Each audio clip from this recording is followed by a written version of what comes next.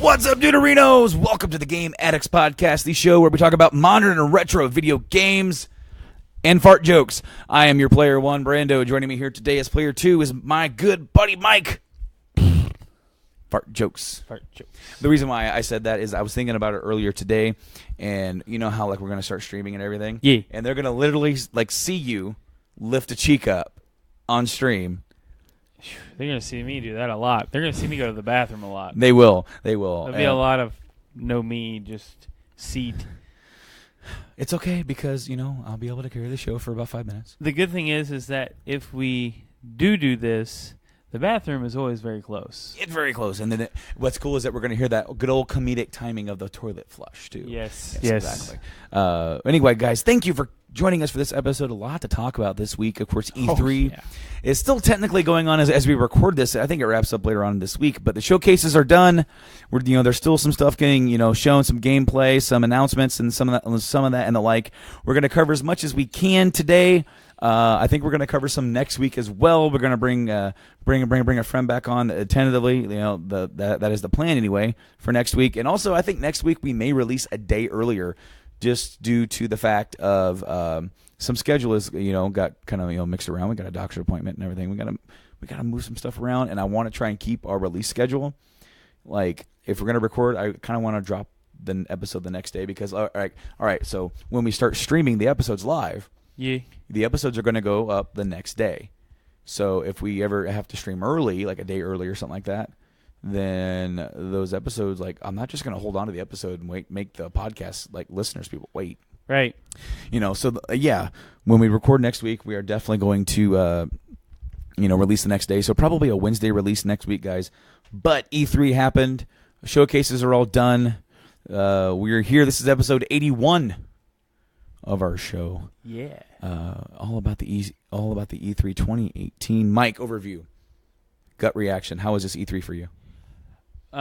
This E3 for me, a lot of Kingdom Hearts. That's quite a bit of Kingdom Hearts. That was one of the things that kind of irked me a little bit. Is almost every showcase had Microsoft, Square, Sony. We get it. But I do understand. It has been something that fans have been wanting. We've all been waiting for it. I'm not a Kingdom Hearts fan. I haven't played the first one, so I will not be picking this one up. But they did say that you can get them all in one place. It was very quick. But anyways, back to the gut reaction. This year was a great year. Plain and simple. It was a great year for us gamers. A lot of stuff that we've wanted is coming. It is almost here. Mm-hmm. And I feel like that as a whole, this is, like I said, this is a fantastic E3. One of the best we've ever had. I believe that this is Microsoft's best performance ever at E3. I cannot agree with you more. I was really, really satisfied with their showcase. And as I said before, really kind of what they did was just take this PlayStation formula that they've been doing for the last couple of years. But another thing that Xbox did take time out to do was to let you know what their kind of plans are moving forward with them, with their studio acquisitions, whether or not they created the initiative. I believe that's what it was called, like in Santa Monica, which that is a notable place to create a studio because you have a lot of studios within the Los Angeles area. Yes. So if there's ever anybody who needs a job, there's a lot of studios around there, and you're going to be feeding that economy. Well, you're hoping that something bad happens in another studio, which, you as a producer of a studio, you never hope for that, but you were there, and if it happens, you can say, hey. Yeah. I like your work. Yeah. We got a spot. Well, think about it. You got Sony Santa Monica, who, God of War. Yeah. You have Naughty Dog in the same, general area. Yep. it's two of the biggest developers for Sony. Oh yeah. I mean, think about what Naughty Dog was doing 20 years ago. They were making Crash Bandicoot. Nothing against Crash Bandicoot. Then they made Jak and Daxter. Then they made Uncharted. And look at the kind of stuff that they're making now. Yeah. Look at the quality that went into The Last of Us, that went into Uncharted 4, that is going into The Last of Us Part 2. That gameplay of that game had me... Dude. I was literally... I thought as it started up, I was like, man, I wonder, what are they going to do to make this game better? And as it's playing through, I'm thinking, yeah, it's the same concept, sneaky, da-da-da-da. And then shit hits the fan. Yeah. And she shoots the girl under the bus. I called that. I was like, oh, my God, she's going to do it. And pulls a firearm out. I was like, that's awesome. And then there's a moment right before that where this lady goes to hit her with a hammer. Yeah.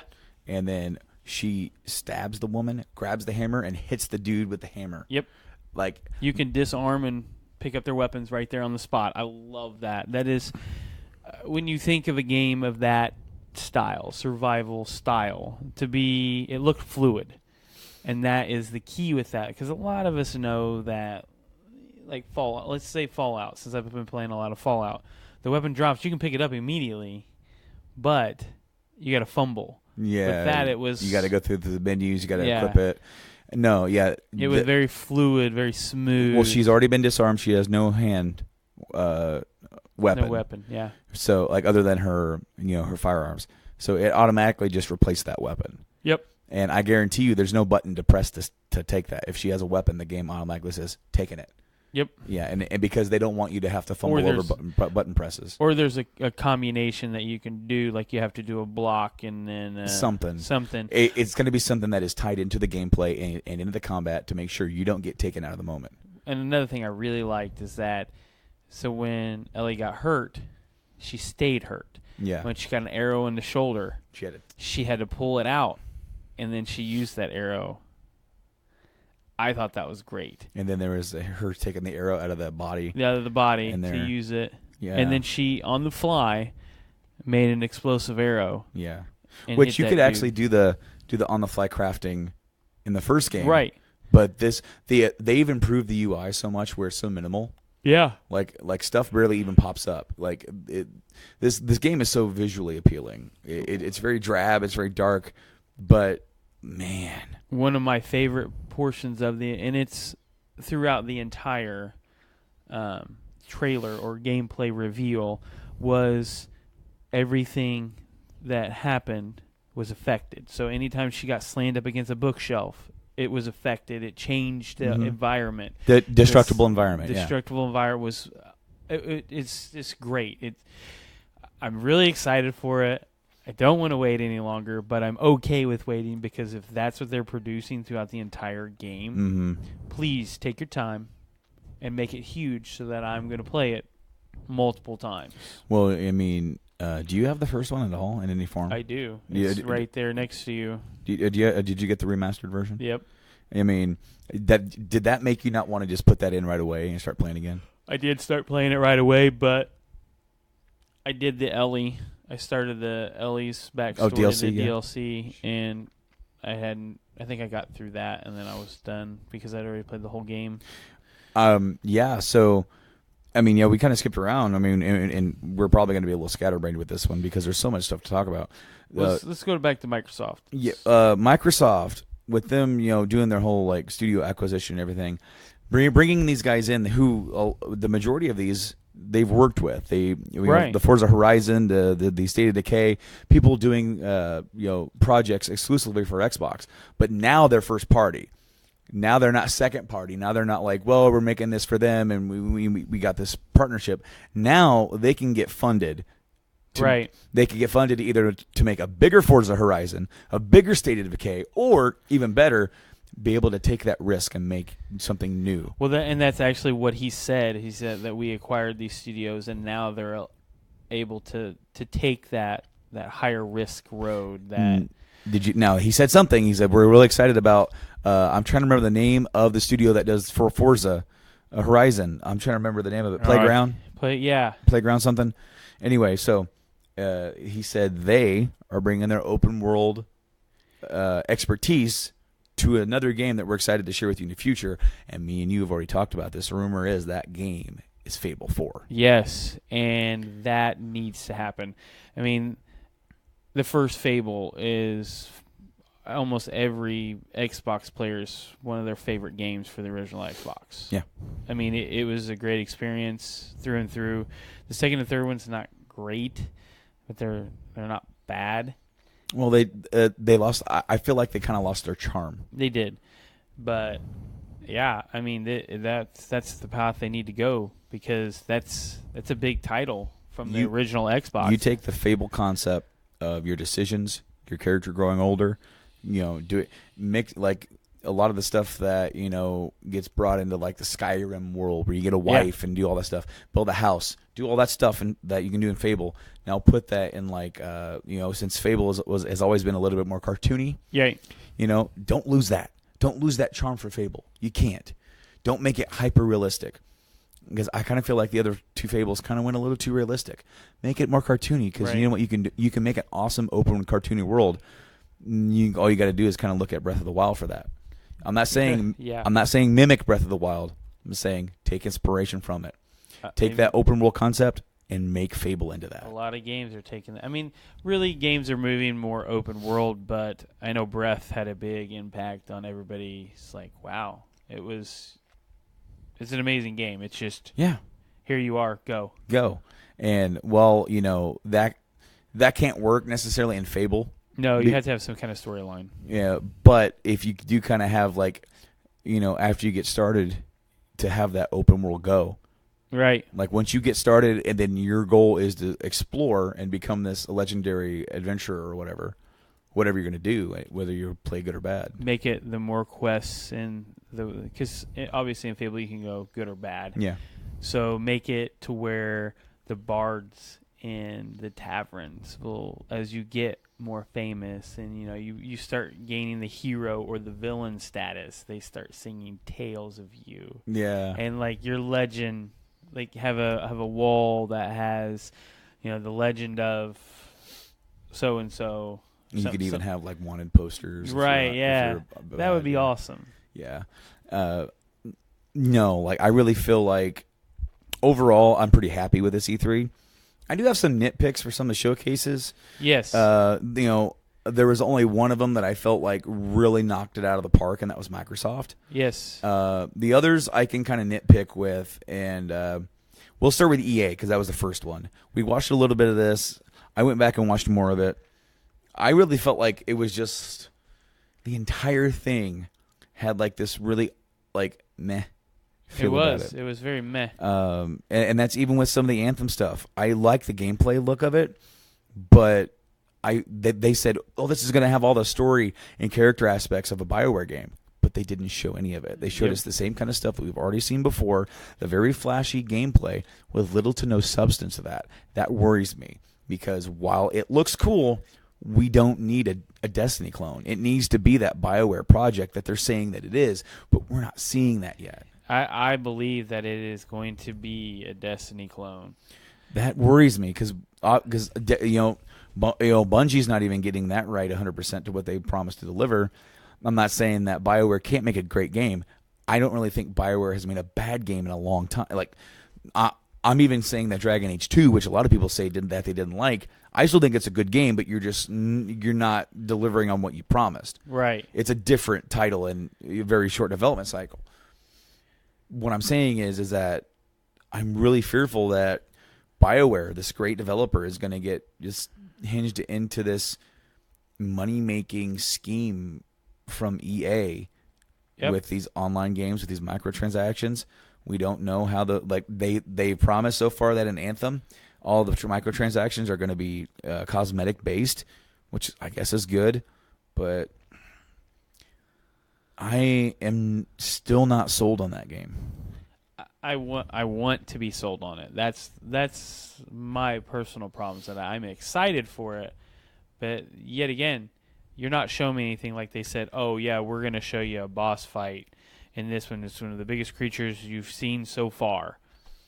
Where was that? Yeah. Well, I mean, I saw the creature crawl out of the honeycomb or the catacomb and come down, and it's like, all right, cool, we're going to see something, and nothing. And then they ended it. It's like, you guys need to start showing us what this game is.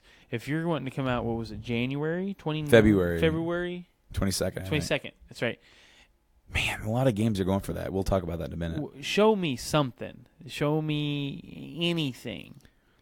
It's just them walking through the environment. The environment looks great. Yeah, no, the game looks fantastic. The javelins look fantastic. I'm not taking anything away from the world that they've created and crafted. I think it looks tremendous and how it's this big open environment, and it looks like you can just go anywhere. That's awesome. That's amazing. One of my biggest complaints is, if you remember in the first big reveal trailer, not really reveal, but like the substance trailer we received was, there's over 1 million or so combinations of javelin suits and parts you can put on it. Why haven't we seen any of this? I've seen her pick up a gun after she's killed somebody. That's it.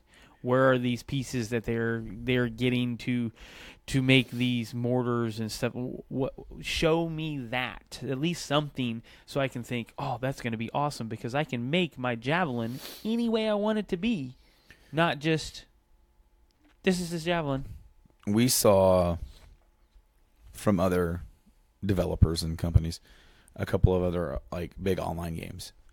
Fallout 76. Yeah, pre-ordered. And, the collector's edition. And that's a different, right? That's a different thing.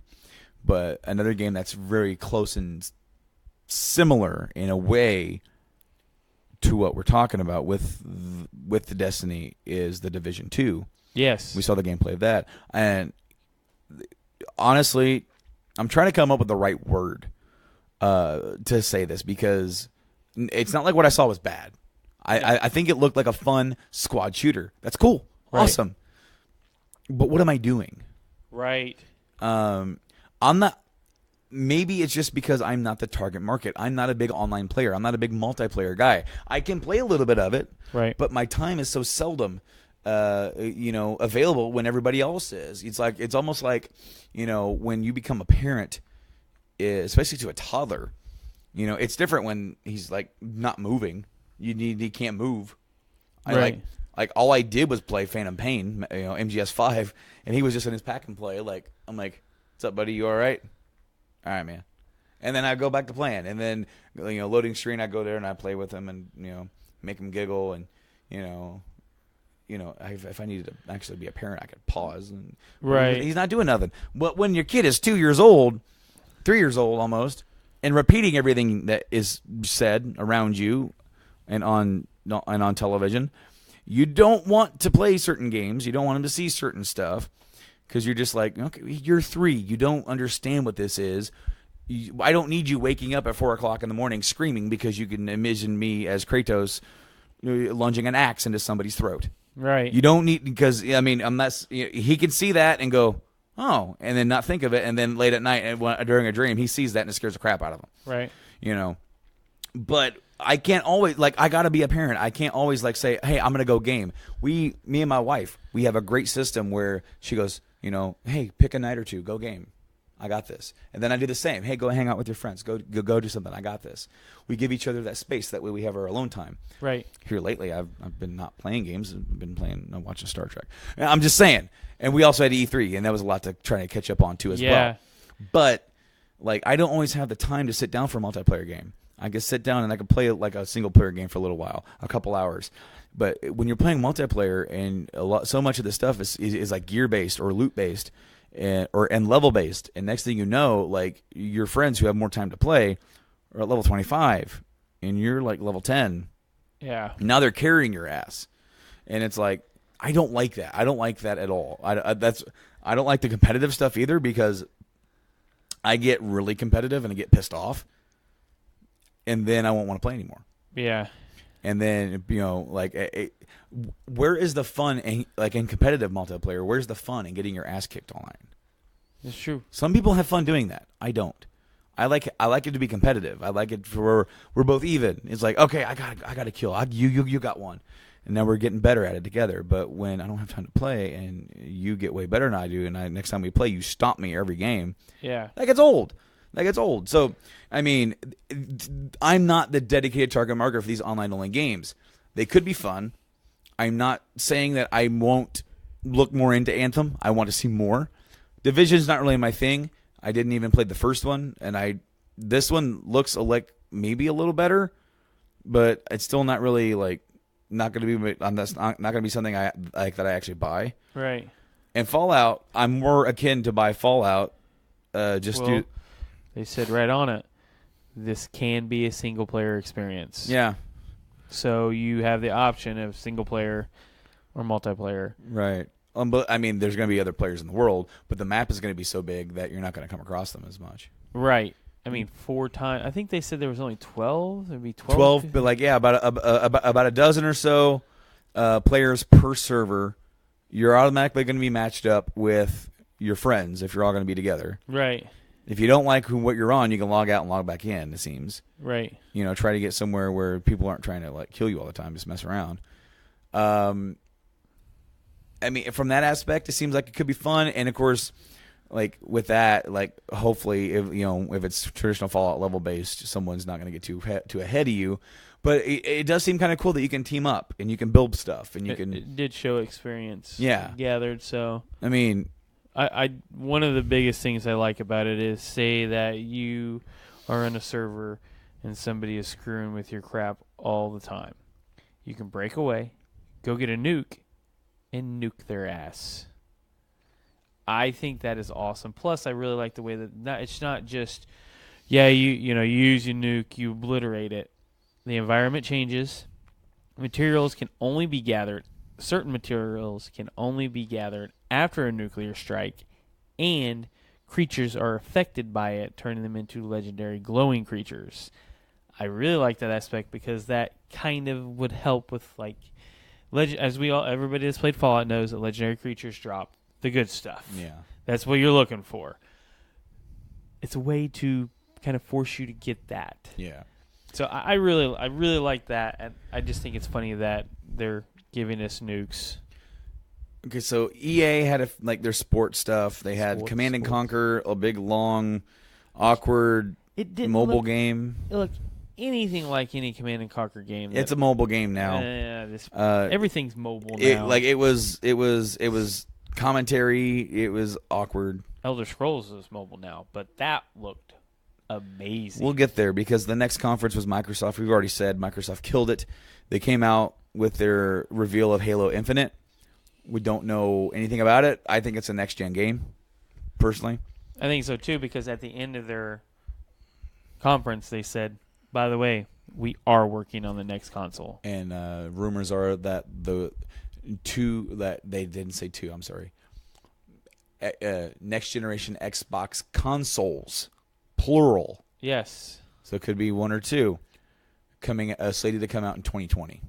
Right. So that's the rumor. Microsoft has not confirmed that because obviously they're not ready to say that. But Microsoft also did state they are working on them. Not even that. They are working on the ability for you to play your games anywhere, stream, off of anything. Yep, stream. So and that's what has obviously now has both PlayStation and Microsoft excited is this potential of a 5G network across the country. Right. And so that's going to give you the speeds to be able to play console quality games on almost any device over a network and not even Wi-Fi. You can just be out and about on your phone and use your data to play. Yeah. Yeah, that'd be crazy. But it's coming. Right. It's going to happen, and these companies are excited about it. So going back to the Microsoft being our top pick, what do you think made Microsoft your top pick? Because personally, and this is just very personally, I think that they had the best showcase, but I think that the best presentation was Bethesda. I have issues with Bethesda, and I'll get there in a minute. Okay. I'm just wanting to. What made Microsoft the best for me was because they showed. They came out swinging with how many exclusives they had. 18. The word exclusive is definitely a play on words with Microsoft. Yes, because it is a Microsoft Windows, Windows exclusive. So, but there's be that as it may, that right there, you are serving with one company 2 different customers. Yep. So whether you got a PC, maybe you don't have a PC, maybe you're not a big computer guy. I'm not. I'm definitely not. So like I am more like I don't want to tinker with my computer. I don't want to learn all those specs. What I want to do, sit down, put a game in, and play. Right. There's plenty of people like that, and that's why the Xbox is there for you. If you have a PC, Xbox isn't your thing unless you also already have a big 4K entertainment center where you can utilize the Xbox as your 4K device, your gaming device. It's got multiple uses then. It does. It's for you to be able to play 4K media. Now, they brought the games. They brought a lot of awesome third-party stuff. They brought Devil May Cry. 50 games to this. Yeah, Devil May Cry 5 got announced there, and I was like, at Xbox? It looked fantastic. Yes, it does. No, it looks absolutely amazing, but I'm like, that's more of a Sony announcement. I was shocked by that. Them bringing Kingdom Hearts over. I was really surprised that Xbox didn't announce, in one package, limited time. For Xbox, you can get all the Kingdom Hearts games in one, like Sony did. Right. Because that right there would catch you up on everything that you needed to play, before you played 3. But that was a big announcement in itself to get Kingdom Hearts over there. The new Tales of Vesperia. I like, good old JRPG. That was a former Microsoft exclusive. It no longer is, but they got the announcement. Yep. Notice there really wasn't a whole lot of like a big they had Battlefield, but like it wasn't a big thing. They didn't make they quickly moved on to something else. They did that in the Playhouse afterwards or whatever. Did they do another? They pretty much between Microsoft and Bethesda, they just sat and played Battlefield, which looked great. I mean, it does. It looks great, but I'm out of the competitive shooters. Never really been in, but no, I just felt like. It felt like a Sony press conference. It felt like a PlayStation press conference. Low banter, low talking. Really low. It was just him coming out. It mattered. Yep, They said something that mattered. They said their statement, showed more games. Whether or not they were a game for you or somebody else, it was a game. Right. And, it's a game coming to this console. They got a lot of world premieres. And, of course, we also, they came out and they swerved you with the Gears announcement. Yeah. Made you think, oh, new Gears. And it's like, wait, what? And it's like, Gears Pop. Oh, okay. And it's like, Gears Tactics. Oh. And there's a Gears 5. And then they gave you a trailer for Gears 5. And it's like, oh, damn, all right. And then, when they went to go home, then that's when they did the big world premiere of Cyberpunk 2077. And they also had the Fallout. They had the first little Fallout trailer, which was like which they re-aired over at Bethesda, and then they elaborated. Yes. Now moving on to Bethesda, which was the next one. The reason why Bethesda came out, and I really feel like there were only 2 games from Bethesda that really got any real big showcase. A lot of this other stuff, I really wonder if Bethesda really needed to have their own press conference this year.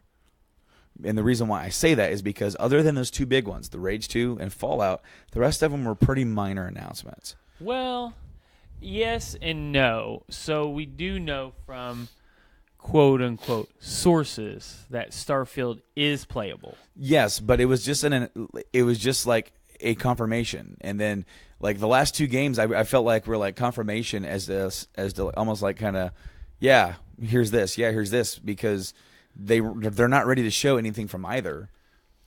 Right. So when they're, I think they're ready. I think that Elder Scrolls 6 is probably in pretty early development. That it has to be at this point. That has got to be so early that there's like they literally just built this to show you. Yeah, that's how early it is. But the Fallout reveal was good. Yes, I believe that I liked.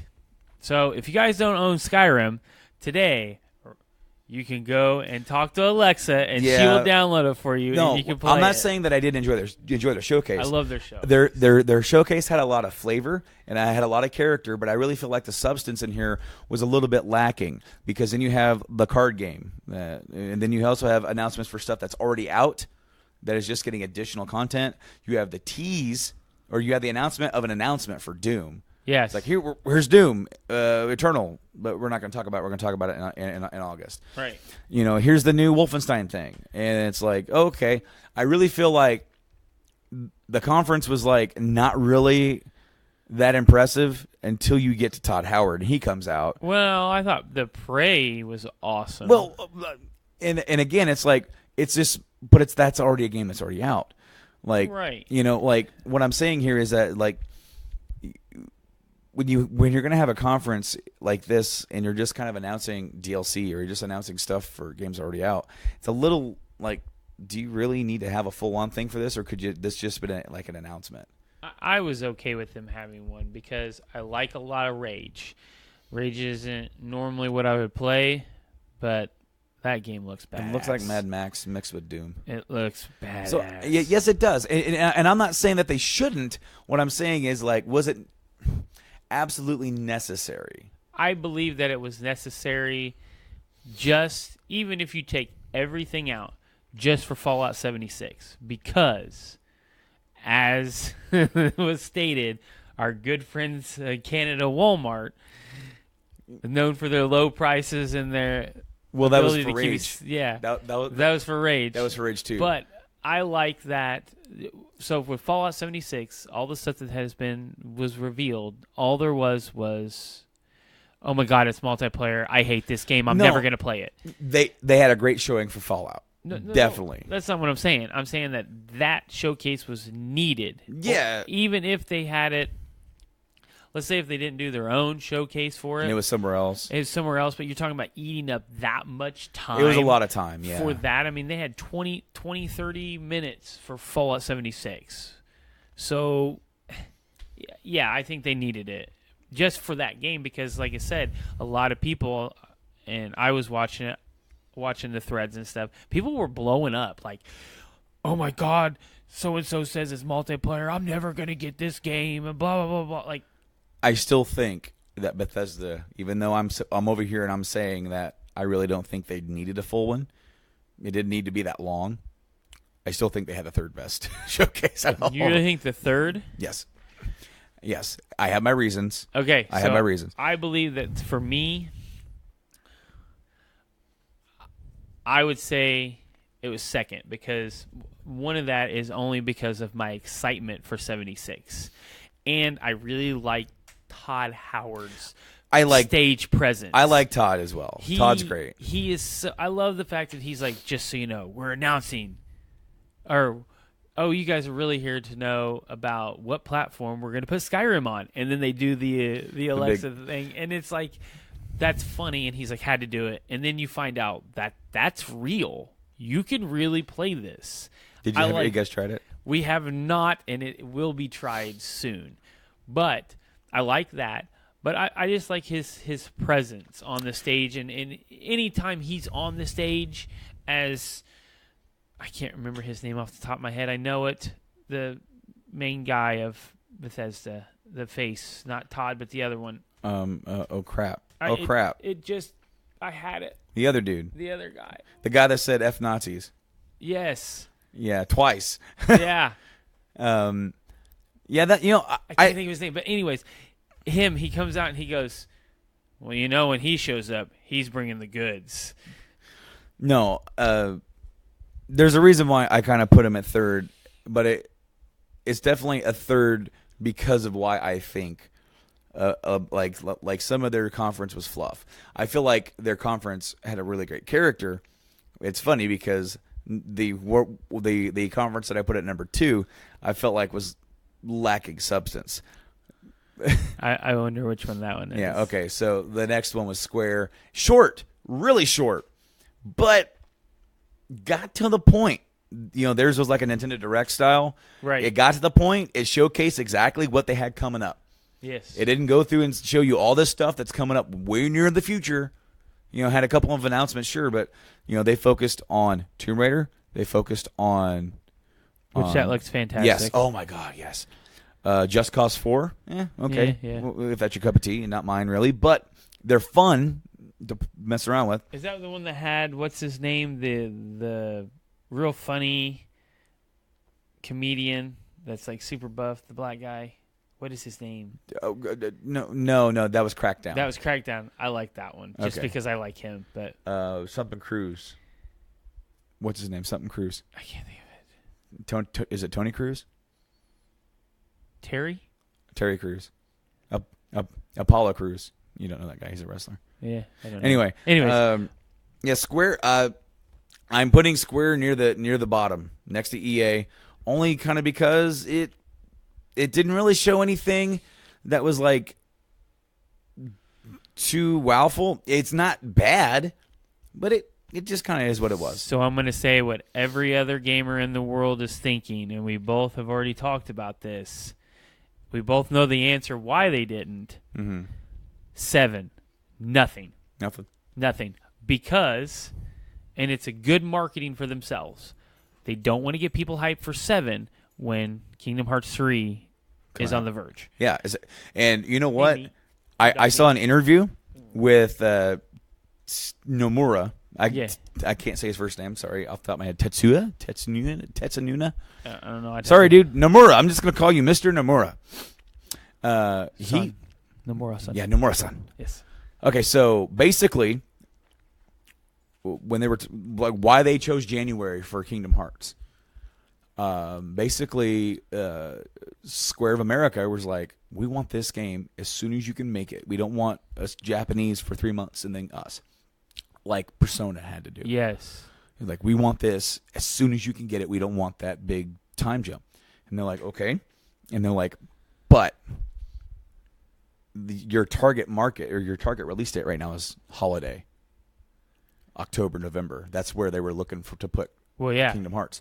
And they're like, not this year, because you've got too many big titles right in the same window of time. Yeah. I mean, nobody wants to launch with, a Bethesda game and Red Dead and Call of Duty and Battlefield and Assassin's Creed. There's just so much going on. Yeah, you've got to get people to buy it. You need to pull it away from big titles, all those big titles, and then also different genre or different, But in December, Smash Brothers. Yes. So you have all these games. You don't want to be the person that's stuck in there that gets forgot about. Yes. So one of those games will get forgotten about. Sure, absolutely. Something's gonna give. It won't be Smash. No, it won't be Smash. I don't think it'll be 76. It might be, though. It all depends. It all depends on what happens. Because I think Red Dead's got way too much hype behind it. Yeah, Red Dead's going to pull a lot of sales. It's going to do really good. And then the Battlefields and Call of Duties, they're going to sell like normal. They're going to do their. Those people are already going to buy it. They already know they are. That's the way it is. Yeah. Anyway, all right. So they were looking for that, and Square America's like, and so Nomura's like, all right, we'll go earlier. And then the development guys are like, no. No. They're like, we can make holiday. We can go later. We can't go earlier. Right. And then so he goes, okay then, post holiday. Yep. And that's how they got to January. Which is a great time because a lot of those people that are going to pick up Red Dead or Fallout or Smash. Well, not really Smash because nobody really stops playing Smash. But still, it's the new title. You've got the time for them to have played that game, and they're either worn out or they've done what they wanted to do, and now you're bringing something fresh. And it's Kingdom Hearts. I mean, those that are the people that want it, they're going to buy it. Yes. And there's a lot of people. There's a whole new generation for this game too. Yes. For this type of action RPG that it is, but also that if you notice that time of year is starting to fill up now too, because now we have 3 major releases in January. January, February. Yep. Anthem. There's February. Kingdom Hearts. Just a few days later, or it's either a few days before that is Resident Evil 2 remake. Yeah. And we're gonna get to that. We are gonna get to that because Ubisoft was up next. You didn't watch Ubisoft? I think I skimmed through it, but there's nothing in Ubisoft that I cared to see. So basically, they opened it up with Just Dance. Yeah. I don't know why they have Just Dance there. People who are going to buy Just Dance, who are going to buy Just Dance. You watching E3 is not going to make you want to watch or buy Just Dance. It's just. I did watch some of Ubisoft. Okay, like basically, I'm putting their press conference for me right in the middle. Yeah. I'm putting it above Square and above EA. EA's dead last for me. Square's next, and Ubisoft, because they did have a pretty good presentation. They went through. They had a lot of stuff to show. They did have the pirate. Yeah, of course they had that's the reason why I watched Skull and Bones, and then of course they also debuted the new Assassin's Creed Odyssey. Yeah. I mean, it looks cool. It's basically like, again, you're taking the Witcher open world and putting it with Assassin's Creed. Yep, it's not a bad thing. No, but it's like, for me, okay, I've had enough. We've had enough. Yeah. What are we on? Like 8, 7? 8? I don't remember. I remember because I remember they did Assassin's Creed 1, 2, Brotherhood, Revelations 3. So you had 4 games before you got to 3. But really, and then Black Flag. The NGO trilogy is 2. Yeah, but then you had Black Flag, and then you had Unity, and the other one, the Rogue. Yep. Unity and Rogue both came out the same time. Different systems. And then you had a Syndicate. And then you had Origins. Yep. And then you had Odyssey. Okay, but we're not done, because then we have the handheld games. Yeah. Anyway, no. Either way, Ubisoft was okay. Ubisoft, they didn't do anything too crazy. Skull and Bones looks great. Yes, it does. But I mean, they nothing really wowed me too much. But they had a nice, good little conference. Then we're going to go into Monday night with PlayStation. And PlayStation... So I have my complaints. Same. I know why they didn't reveal more. I'm happy that they showed what they showed. What they showed was great. We wanted a lot of The Last of Us. We wanted a lot of Ghosts. We wanted a lot of... Death Stranding. Which... Fuck you, Kojima. I still don't know what that game is about. What's going on, man? Gotta let me know what's going on. It's like a sci-fi horror stealth delivery game. Yeah, but all your enemies are invisible. Shit. But then if they touch you, then your life fast forwards, and then you die of old age. Yes. But the only thing that can save you is a baby in a synthetic womb that you wear around you. That you can plug into yourself, and it will blink and show you where they are. The little thing. What is this game? I don't know what's going on. Do you know what's funny? I found this meme. One of the things while you were looking for the meme that I gathered from all of his trailers is that this is the end of the cosmos. Because it says there was one boom that started, and then there's a second boom. So, but there's just nothing. We have nothing. Cool. We see him walk around a lot with nothing. All right. So this is Kojima feeding like a llama. Mm-hmm. And Kojima says, "You're safe now, my child." And feeding him, what's in his hand is whatever the hell that was. And the llama's like, "I owe you my life." Like they're eating right from his hand. Yeah. What they have us eating right from his hand. And we don't know what we're eating. What it is, but everybody wants it. God, like he's the master of mindfucks. He is. That's why. Imagine if he made movies, like actual movies. Can you imagine just being around him? Like if his demeanor is the same as his storytelling and like how he reveals things. Just think about being around him. You'd be in utter confusion all the time. Like, what are you trying to tell me? Oh man. Are you gonna pay for coffee or not? Right? I got it, man. Like, we're standing here, we're getting coffee, and you're talking about pizza. But somehow it ties into the coffee. But then you got a baby, and you got the baby in the back of your throat, putting his finger up his nose. Like, what is going on? Oh my god! All right. So Sony, I didn't like their press conference overall. Even though I'm rating it number 2. I'm rating it number 2 because of the gameplay reasons. Because we got a lot of gameplay of the big 4, exactly what they promised, and basically Last of Us emptied me. I was like, I was good to go to bed. Yep, like I was too. I was like, yep, that's all I needed to see. That's all I wanted to see, but I still stayed up for the rest. The way they did the press conference where they had everybody in the tent which was like I liked how they rebuilt that church setting. Yes. From the trailer. What I didn't like was them going to intermission and then them moving every people to another building. Right. And it's just like cool.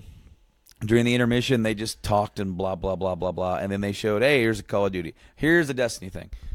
I'm like, are we going to do this for all 4 games? Yeah. That was my fear. They didn't do that because they did have another intermission though. Not quite an intermission. It's kind of, I don't know how to explain it. Well, they went back after. Yeah. Because then they went back in for the Ghost of Tsushima reveal or gameplay, which looks very colorful. It looks fantastic. I love how there's like no UI. Yeah. I loved how there was like literally one-hit kills. It reminded me of an old Bushido blade. Right, but some of them, if you didn't catch them at the right time. Yeah. Like I like the first guy where he's like, "Oh, I'm going to kill you," like tear you up, and he doesn't even do anything. He doesn't even draw on his weapon, and then and he's dead. And that to me is that. It reminded me so much of like stylistically, in look and in feel of like those old 70s samurai movies. Yes. Like it looks like it's going to be a fun playthrough. I don't know how much into the story I'm really wanting to be in. Right. But I am definitely considering like that being a day one based on. What are you doing over there? I'm dropping stuff. Don't do that. No, the reason why I say that it all depends. Right now it is because I really liked what I saw, but it's all going to depend on when and where it comes out. Right. What's around it? You know, like we said, FF7. If that comes out and that's like right next to it, I'm not getting. I'm not no way. No, I'll wait. But you know, I'm interested because this is Sucker Punch. They make good shit. Yes. And this is a big departure from anything that they've done. After that, then they actually started showing. It kind of went finally once they got into here and they showed that game. It kind of went into a traditional Sony type presentation, and then that's where I felt like it started picking up. You saw the new game from Remedy, Control. Yeah, which was that her like using like the Force and right. Yeah, I didn't understand that fully. Like she telekinetic. Well, I want to see more. They of course are the studio that created Max Payne, right? And then they made Alan Wake and then Quantum Break exclusive for Xbox. Right now it seems like they're not making exclusive for Xbox anymore. They might be making some for PlayStation. Cool, awesome. I'm intrigued. I want to see what it is before I actually go in because I played Alan Wake. I liked it. I have not played Quantum Break. I want to, but it's just like a matter of like soon. Right. I do want to play it, but then of course we got the Resident Evil 2. Oh. And buddy. Oh. Yeah, that definitely got me excited. Oh, that's day one for sure. Yeah. Yes. And so like they finally do the reveal that Leon shot, like the zombie. And I'm like, yes, Yeah. And then, of course, before that, you saw like the old PS1 with the rat crawling around. And of course, the rats were really big because that's how the virus spreads throughout the city. Yes. And then, of course, we saw the big, sizzle reel from that where we like went through and we saw Claire. We had Ada. We had Mr. X. Yep. wearing a hat. Yes. I didn't know, like, I didn't realize that Archie Bunker had now become a tyrant, was haunting us throughout the city. I mean, because I made a joke to Tyler about, like, Nemesis was like, stars. Right. And here's Mr. X Bunker going, meathead. Stomping throughout the place. But still, I mean, it looks amazing. Just before we started, like I showed you the gameplay video that I saw last night. Yeah, because I went to sleep right after it. And it's awesome.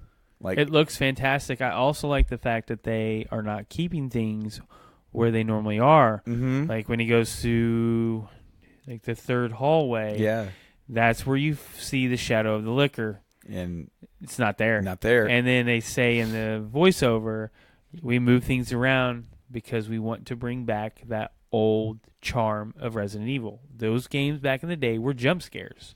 And he said, we're bringing it back. Dogs aren't breaking out of the same windows.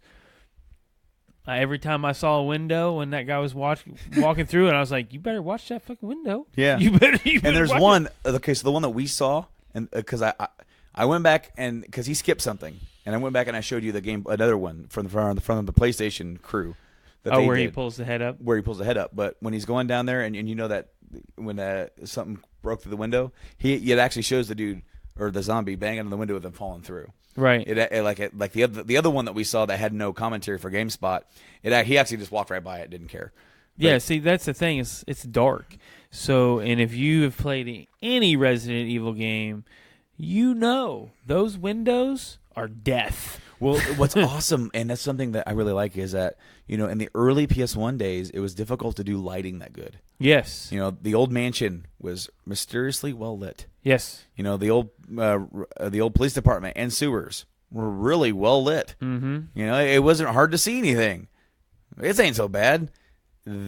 What this did, they utilized that new engine for RE7, and they have made something that is environmentally scary, something that is meant to put you right in there in the dark with nothing but a flashlight. Good luck. Right, and I enjoyed that because the flashlight doesn't do what Doom 3 did, where the flashlight is literally a beam of light that only shows, a tenth of the screen. Yeah. It lights it up to where you can see. And a lot of the stuff, like we're watching it play, he walks by a zombie, I'm like, dude, he's going to get up. And then you hear, and he keeps walking forward. Turn around, pull your knife out, and get him before he gets up. And then there's that one hallway from earlier on where he kind of got surrounded. Yeah. And did you notice how easy it was in the dark after they kind of get on you to get kind of disoriented? Because what they do is that in the game, they'll have him push him away, but they won't have you facing the same direction that you were facing. So then you got to re-juxtaposition yourself. Yep. They're trying to make you have that panic. Yep. And that's what they did so good with RE4. It's great. Because in RE4, they weren't the traditional zombies. They were like the Las Plagas or whatever they were. Yeah. But you were in this thing where they were just slowly coming at you with like a pitchfork or something. Right. And like what was scary about it is that they were quiet. And then you would turn around and you're like, there's something right there. Right. They're doing that with the zombies. They're mixing both worlds. They're mixing the original 2. They're mixing the engine of 7 and that action style of 4. Right. But they're not over action. Like 4 was so action, but they still had that creepiness. And 5 lost all the creepiness and it was all action. This is finding that blend. It looks great.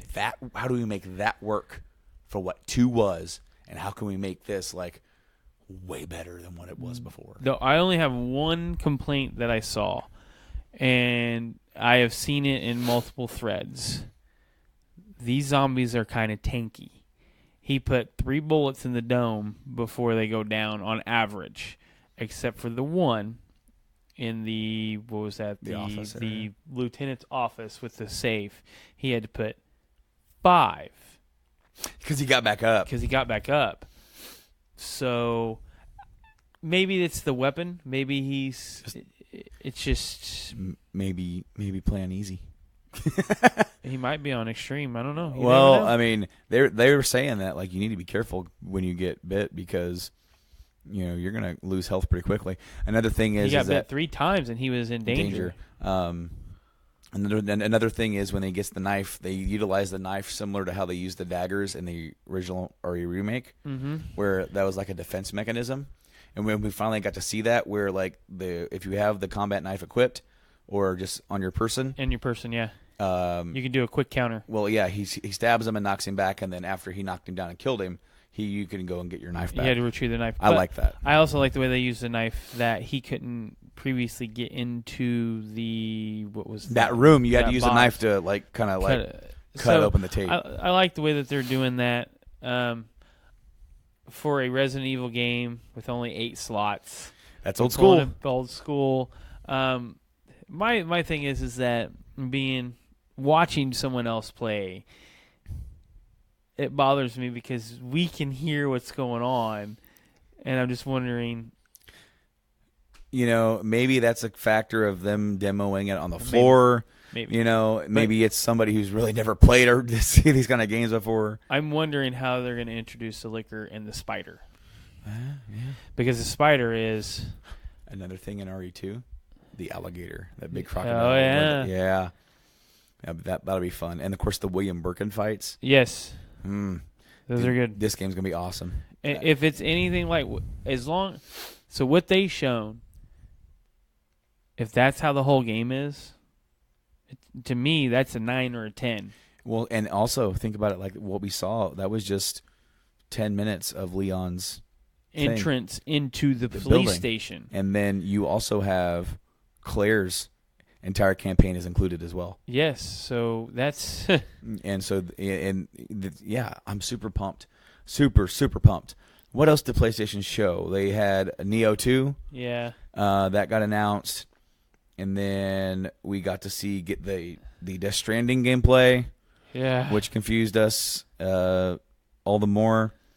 And then there might have been a couple more in there that I'm missing off the top of my head. But they capped it off with the Spider-Man gameplay.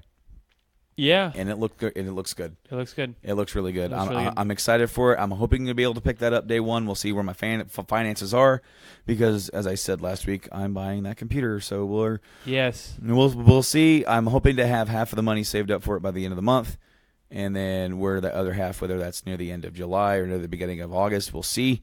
I'm hoping to have it done by then. Right. But Spider-Man comes out in September. And it might be cutting it close as far as like the money that I could spend.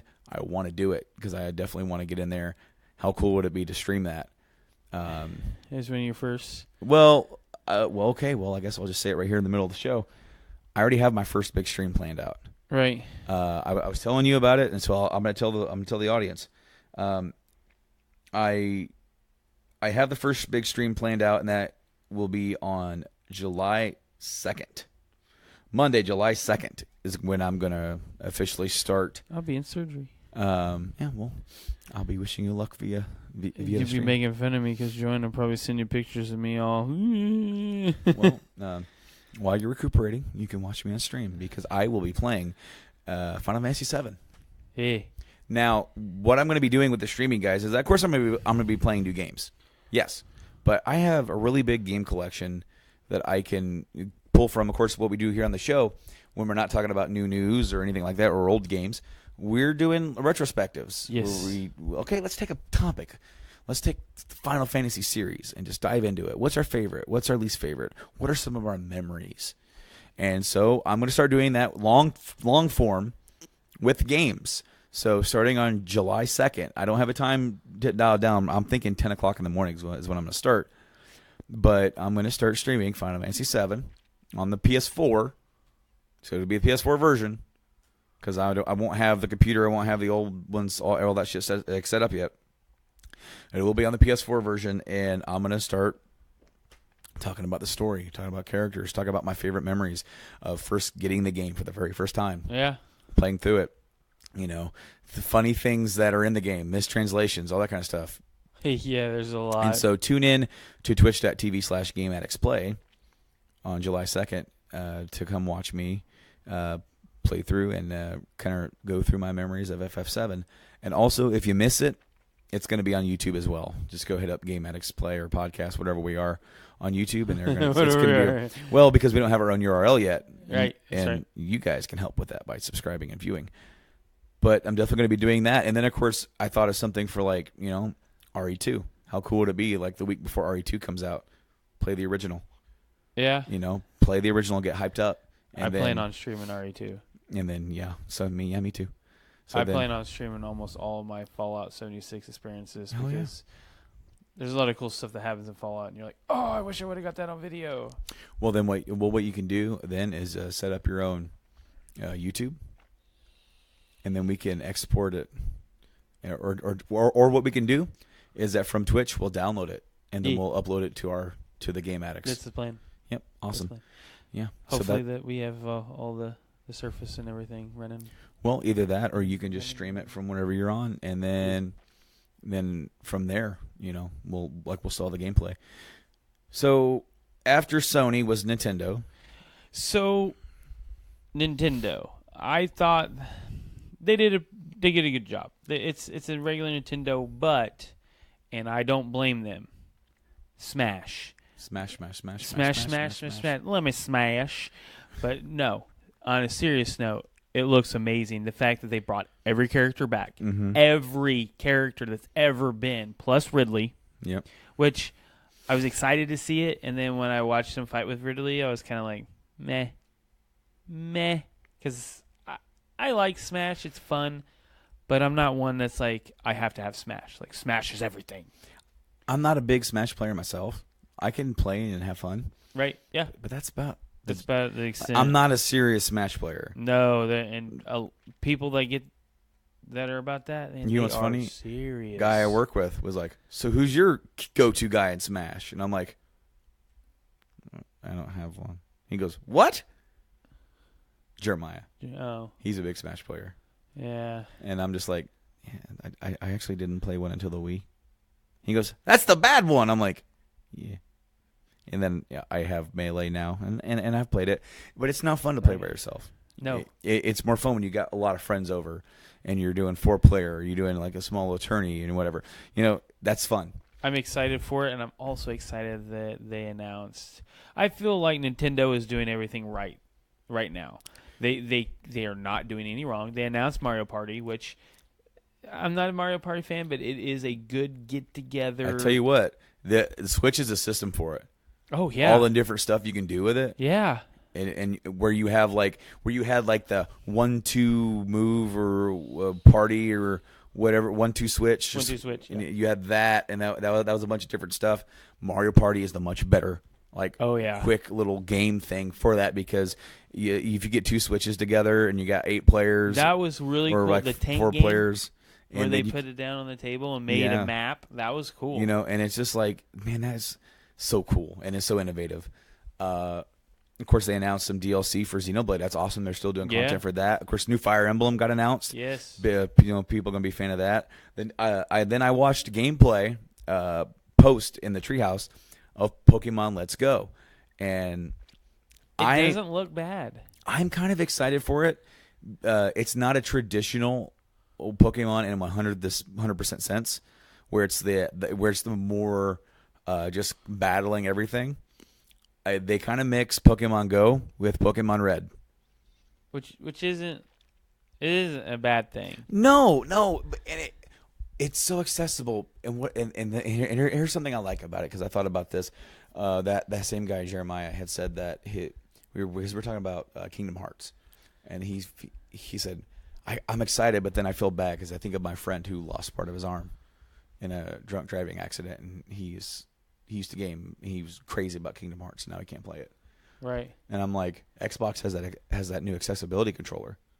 Maybe he'll be able to get back into gaming with that. Yeah. He goes, I'll have to look at that and send that to him.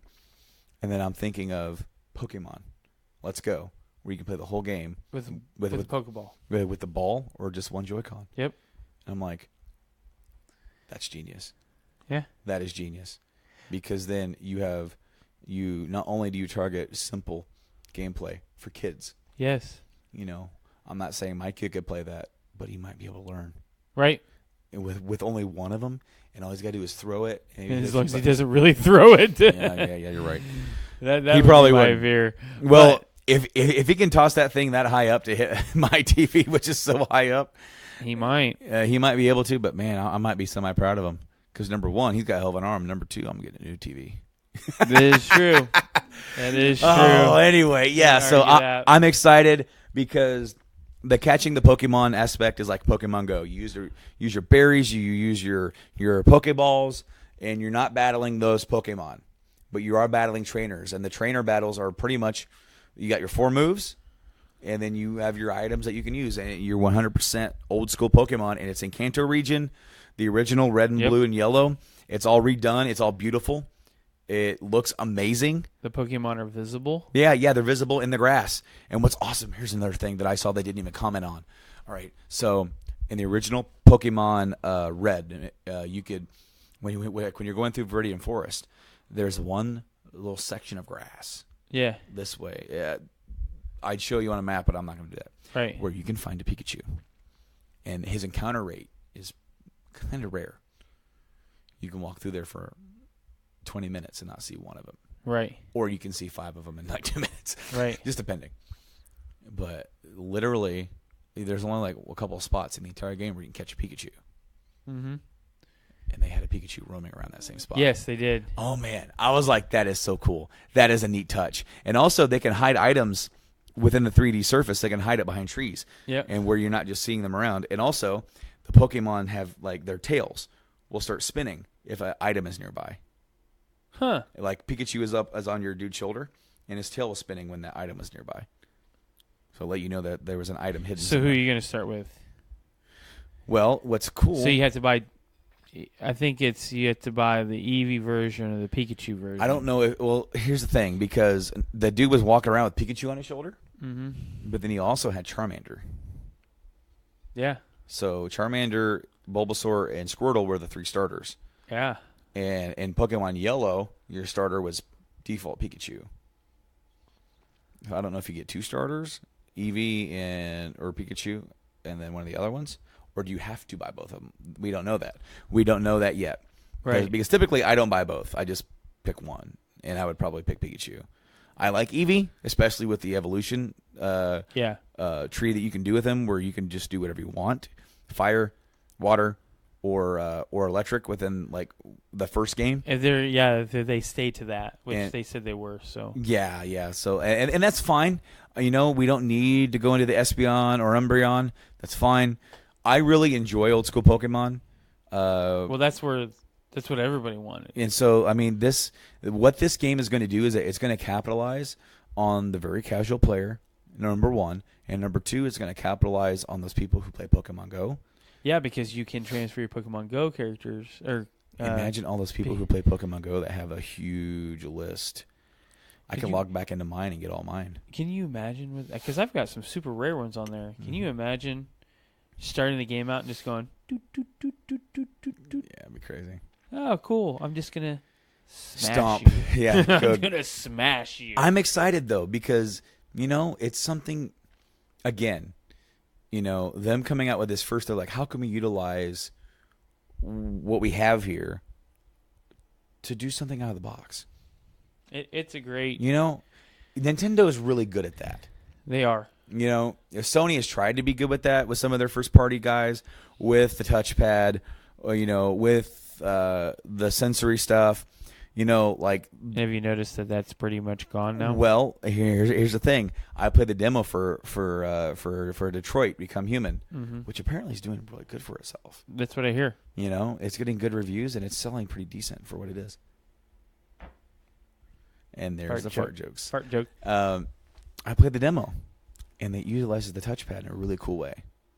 So when you're going through, you're trying to piece together this murder scene, and your dude picks up a tablet, and there's a video, and it tells you to swipe right on the touchpad, and he swipes right on the tablet, and it starts playing. Huh. I'm like, that's cool. And that's a very small touch, That is that is such an, you could easily just use the stick and he would do it. But because the touchpad is there, they're like, let's just use it. Yeah, because it puts you in it. It's just one little, it's that moment of, easy integration. Yep. Where you did something, he did the same thing, and that pulls you along for the ride. Because then that whole scene builds up to you talking that android down. Yeah. And you're in there with him trying to save that girl and trying to pick the right things to say, trying to decide whether you want to lie or be truthful, slowly sneak forward. And I'm looking forward to playing the game. I originally said I was going to try and play it over shutdown with the computer. That may not happen now. Right. But I'm still excited to play it because I've enjoyed all the Quantic Dream games that I played all the way back to Indigo Prophecy. I've enjoyed all of them. And I'm looking forward to actually getting this chance to sit down and play it. But Nintendo, I really feel like, oh, man. It's difficult to place Nintendo. There's a couple of things that I wanted to see, but I understand why they didn't do it. Yeah, and again... I'd love to see a little bit of Metroid play, but I know that that's probably not going to happen. But, I mean... Again, there's a reason why we didn't get release dates for Last of Us, for Ghost of Tsushima, for... Death Stranding, right. or even years, because they aren't willing right now to place that stamp on there yet. Right. They have to look at their other, because also another game coming out in the February of 19 is that Days Gone.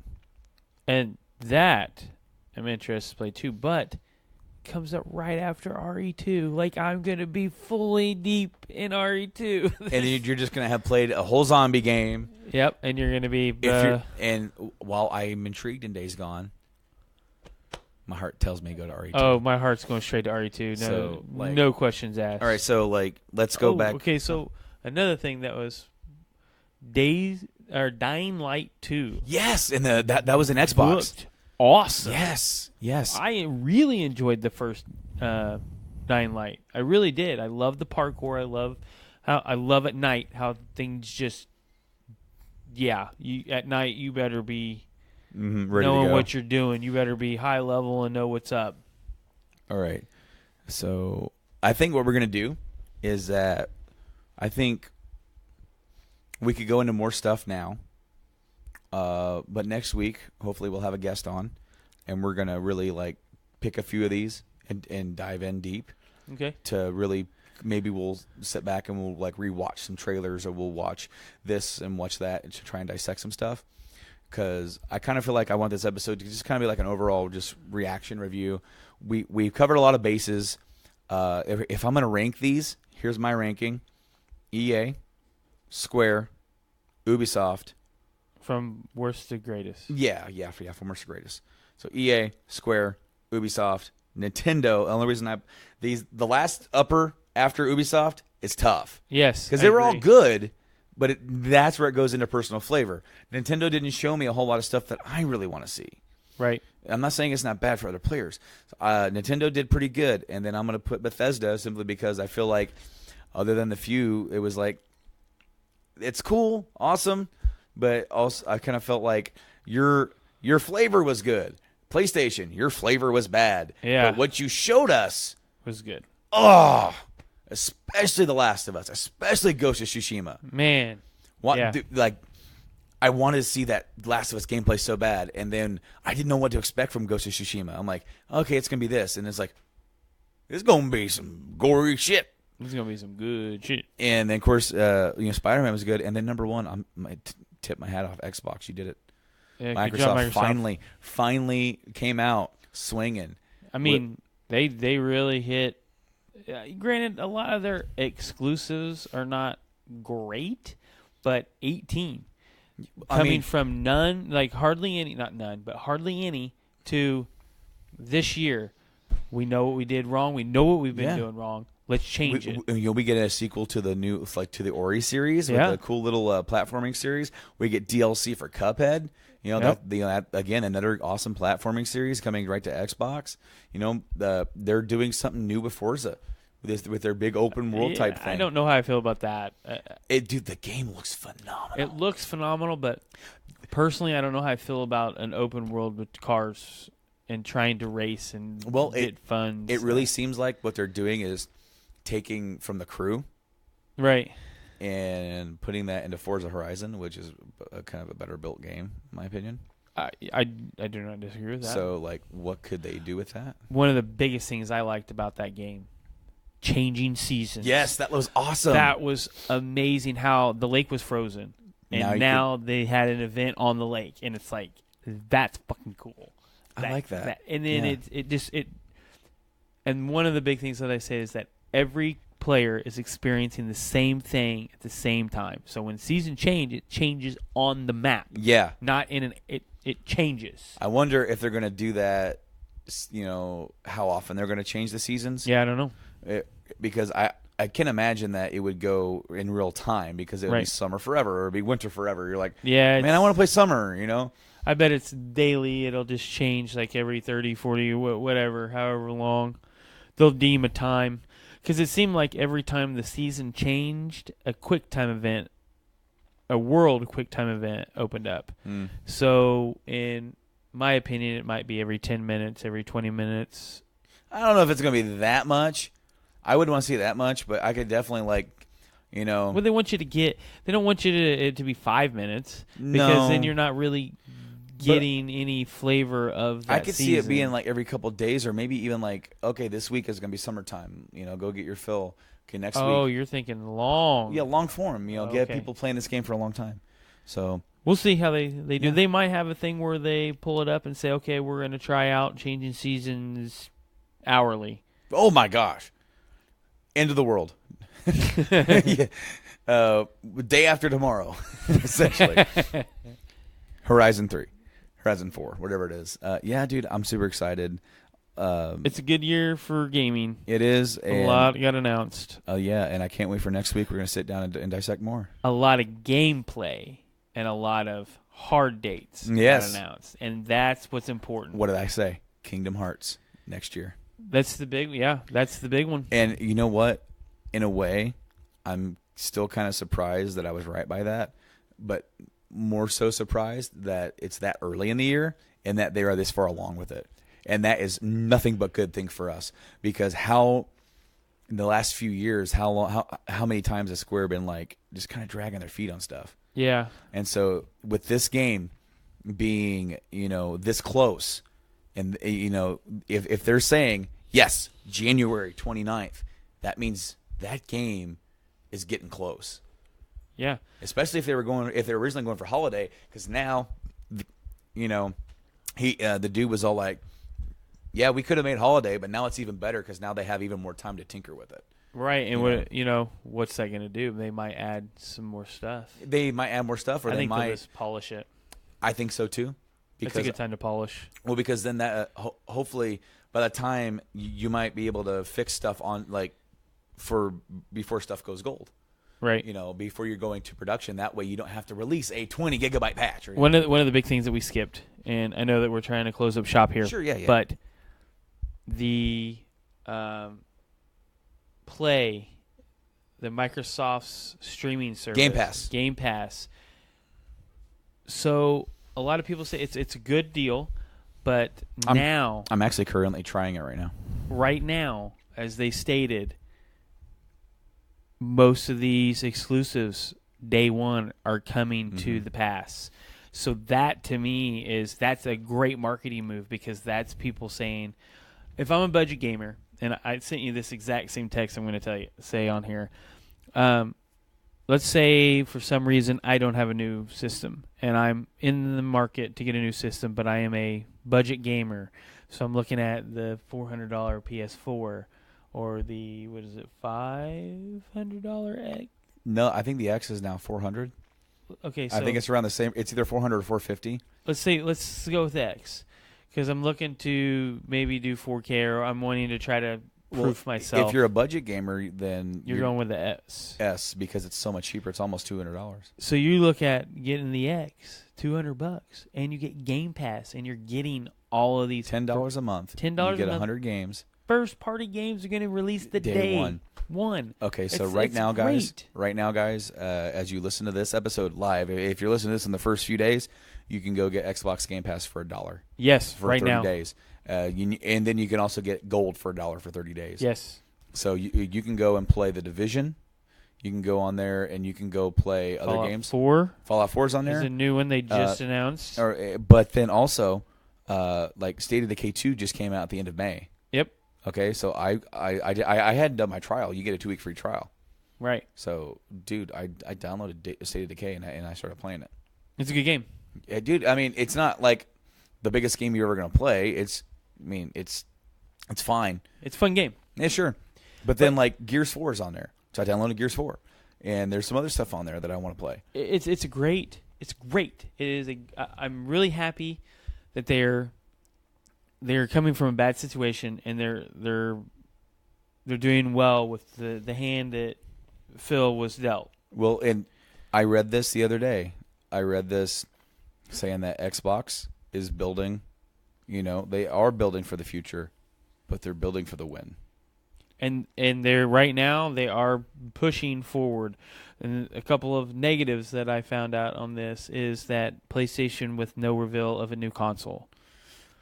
Not even we're in the works, nothing. No. It's coming at PSX. We know that it's coming. Probably either at PSX, or they might do like what they did with the PS4, right, and have their own little reveal event.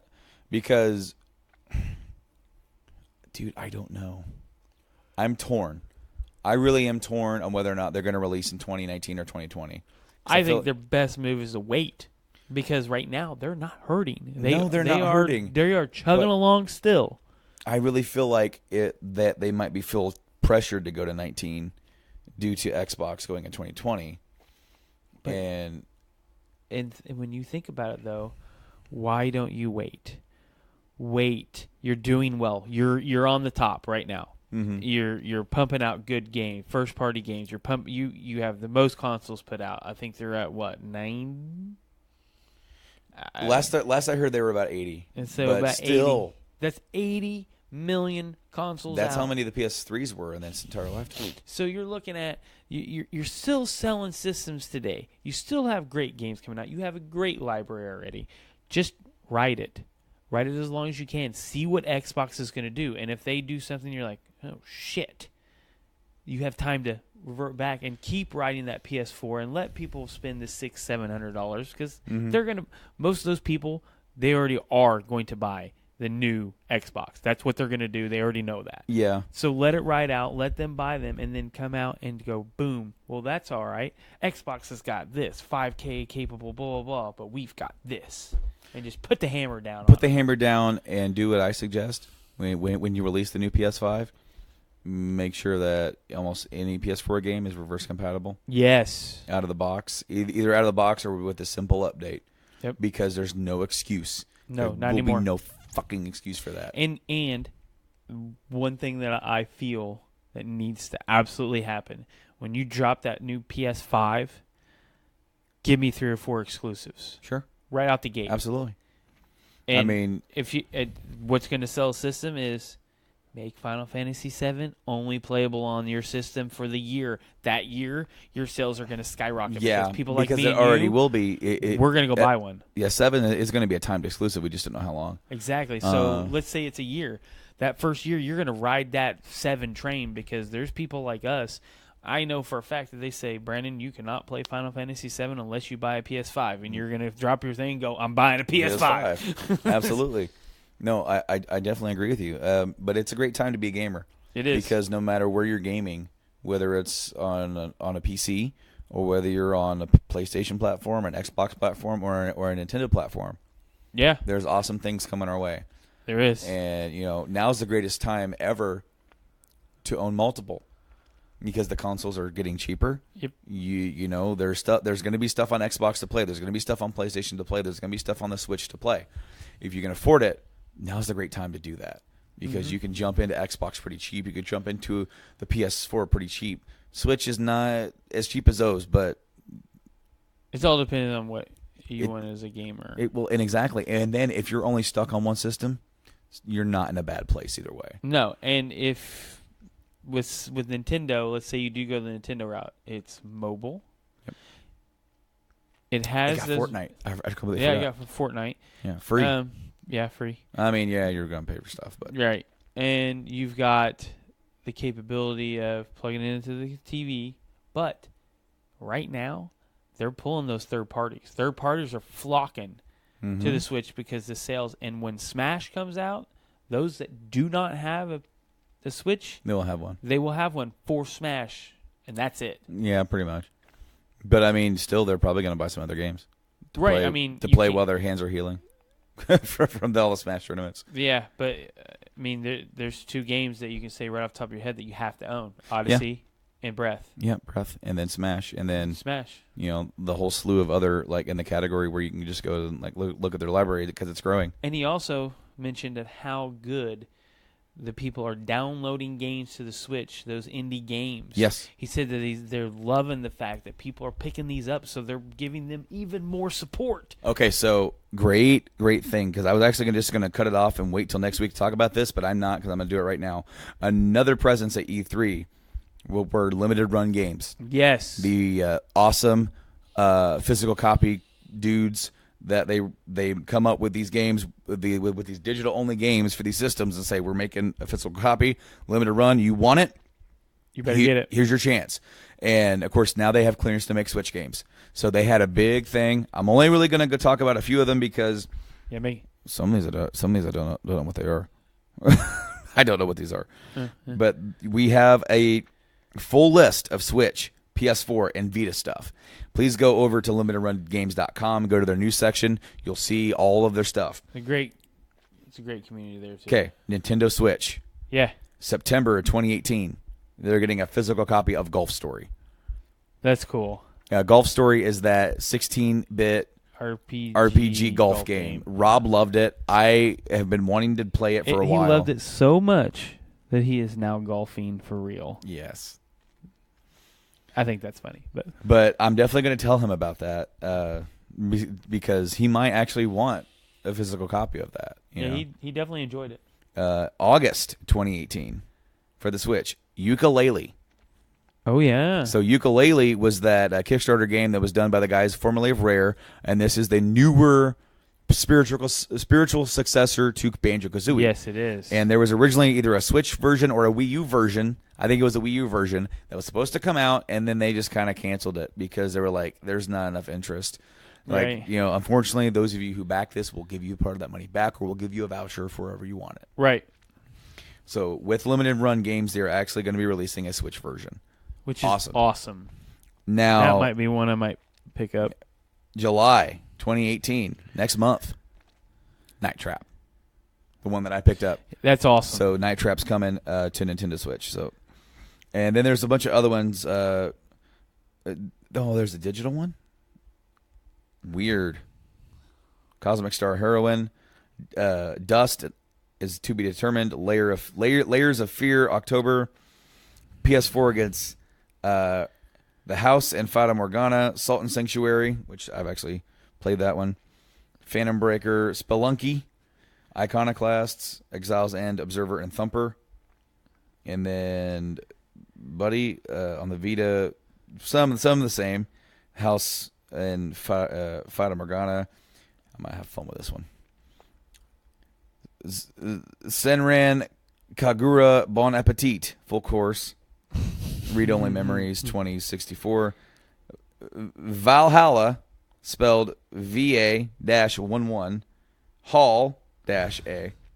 Salt and Sanctuary, Phantom Breaker, Spelunky, Iconoclast, Exiles, and of course, then there's one that was on sale right now called Ocean Horn, which I believe that's on Switch. Yes, maybe. it is. That's the one I looked at for a while. It's kind of like a Zelda. Mm-hmm.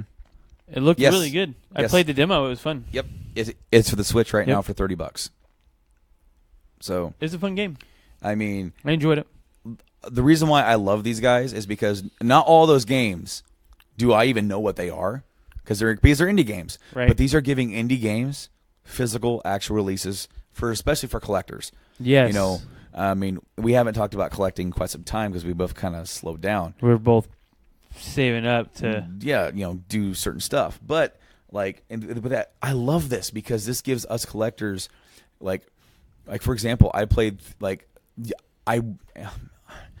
not through Limited Run, but through another company. I want to get my physical copy of Undertale. I liked it a lot, and I paid $7 for it. It was on sale, half off. Right. Oh, by the way, right now, PlayStation sale going on. Oh, great. Anyway, I'm not tempting you. I'm not allowed to tempt you anymore. No, I didn't tempt you. When do I tempt you? Name the last time. The last time we were in Disc Replay. Not the last time we were in Disc Replay, but I'd say a couple months ago we were in there and you're like, I'm getting you back still. You totally want to buy that. You know you do. I can't remember what game it was. I did end up buying it. It's somewhere over there. Did you want it? Yeah. Okay, well then I did you a favor. It still doesn't matter. It's the fact that we're not allowed to tempt each other. They make their own rules. I know they do. Okay. We don't have to adhere to them. To a degree we do, though. Well, as long as... Look. Okay? Look. There's a way to play the game. I know, and I do it every time. Okay, there's a way to play it. You have to come home with a gift. I do. All I got to do is give her a back rub or a foot rub. She happy. If I give her a foot rub, she'd probably let me do about anything I wanted. But, feet. with that, folks, thank you for checking out this episode of the Game Addicts Podcast. You can check us out all over the interwebs. We are everywhere where podcasts are pretty much available. iTunes, out the Apple Podcast app. You can download them there. Spotify, Google Play Music. I don't know anybody uses that. Pretty much go to our website, GameAddictsPodcast.com. You can check us out there. Of course, we're all over the social medias. Game Addicts Play on Facebook and Instagram and Twitter. I'm pretty active there. I posted a lot during E3. I know. I still got to make my meme. I want to make the meme of Todd Howard at Bethesda, and then I say when Todd Howard shows up, shit goes down. But also over on Twitch, twitch.tv/GameAddictsPlay, where I'm going to be starting streaming 100%. Well, not 100% of the time. I'm just saying I'm actually going to start streaming, legit, going to start streaming July 2nd. I might be up and running before then, just streaming some stuff, but my first retrospective is going to be on July 2nd. Final Fantasy VII is going to be great. I'm looking forward to it. But in the meantime, thank you guys for checking out this episode. We'll be back at you next week with some more E3 breakdown, some in-depth stuff, hopefully with a guest. And he'll be here. Yeah, he'll be here. Yeah, dude, it'll be awesome. I'm really looking forward because we haven't really had a chance to talk yet, and he's getting a little irritated about that. Yeah, I know. Well, think about me. I've been in BBC all the time. Yeah, who you guys talk to down there? About gaming, I've got Tim. Yeah, and James. But other than that, I'm stuck with the old timers that like to talk crap all day. That's what we do up there, but. Man. Not at this degree. No, dude, man. I tell you what, my blow's boiling today. I know. Oh, man. I don't get that hot very often. I know. All right, guys. Well, thank you guys for checking us out once again. We love you guys. Thanks to all of our followers over there on the great Podbean, because I actually forgot to mention those guys for where we're at. To go download the Podbean app. How could I have done that? Yeah, the Podbean app. We are over there. Yeah, it's pretty easy, man. I think it's available for both iOS and Android. It's a great podcast app. You can get us there. You can actually put us. I don't know if it's that app or if it's the Podcast Addicts app. Podcast Addicts app. It's hard to say. You're right. It's hard to say. You say it. What was it again? Podcast Addicts app. Podcast Addicts app. What are you doing? Stop chewing on my stuff, Katie. Zook, quit. What are you doing there? That's Velcro. He likes Velcro. But anyways. Well, I'm actually, have I played it where you can actually adjust the time? Or the speed of the play? Of the episodes? No. I might have to play it for you because it's hilarious because you can actually turn it down to 0.5 and we sound really drunk. Oh, yes. Joanna did that. Joanna did that for me. Yeah. Oh, dude, it's hilarious. Anyway, guys, go check us out on Podbean. We love you guys. We are out of time this week. So until next week, I've been Brando. And I have been Mike. And game on, guys. Until next time, we'll see you then. Goodbye.